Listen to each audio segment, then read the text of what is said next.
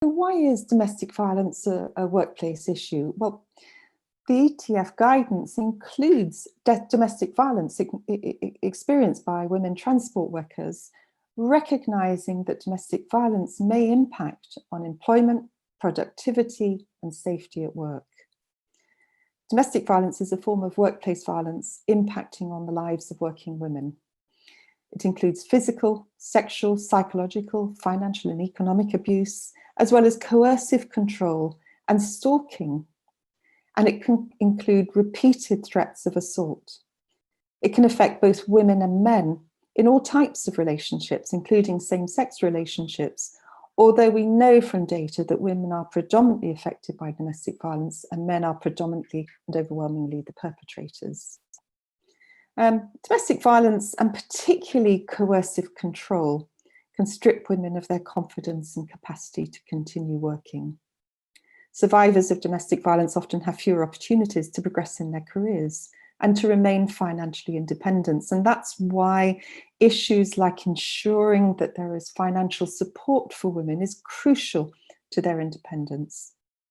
It affects attendance, the ability to meet work targets, productivity targets, and may result in women taking sick leave and eventually leaving their jobs.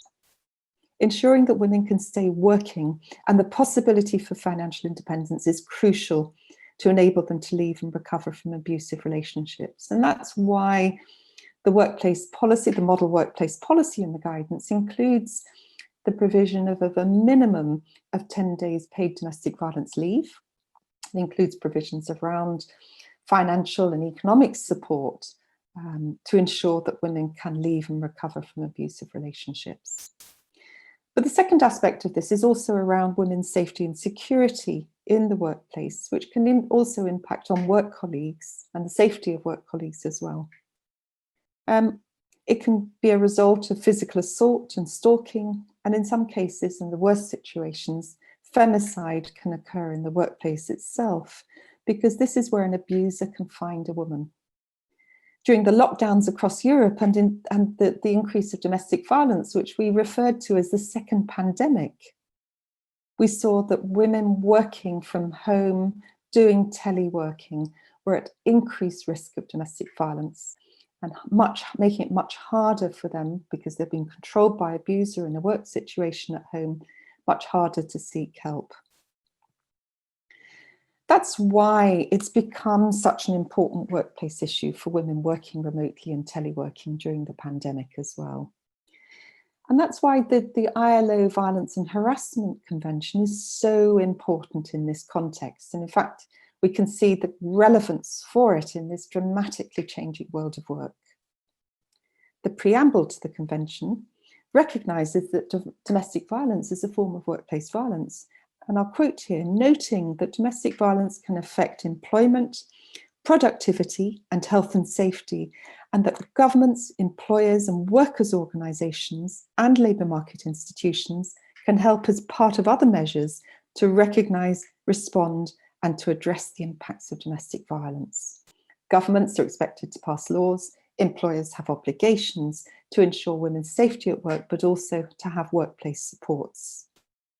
Many employers and trade unions are involved currently negotiating workplace policies that give support to survivors of domestic violence, enabling them to continue working safely in their jobs, including when doing remote working. This works well when there's a policy in place that workers trust. We know that domestic violence, there's so much shame and stigma around it that women rarely talk about it. There's often a lot of victim blaming, and seeking help in the workplace can be one way that a door can be opened for women to start thinking about getting out of a violent and difficult relationship.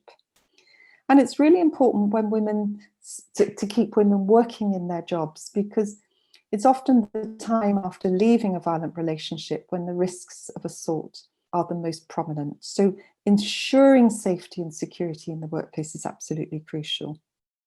So it's really important that trade union representatives are also trained to recognise the signs of domestic violence to help women respond in appropriate and effective ways, including negotiating workplace supports with their managers and responding appropriately.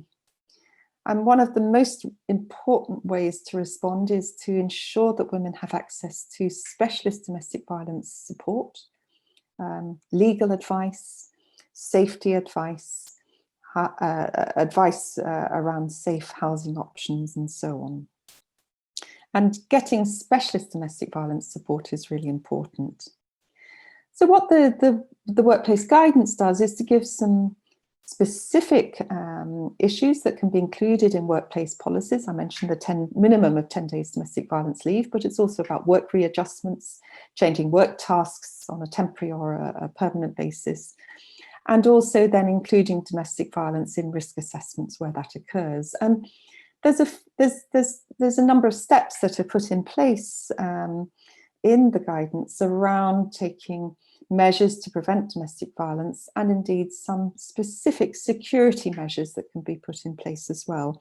And these can help with raising awareness, building capacity amongst workplace representatives, and including these in workplace policies and risk assessments.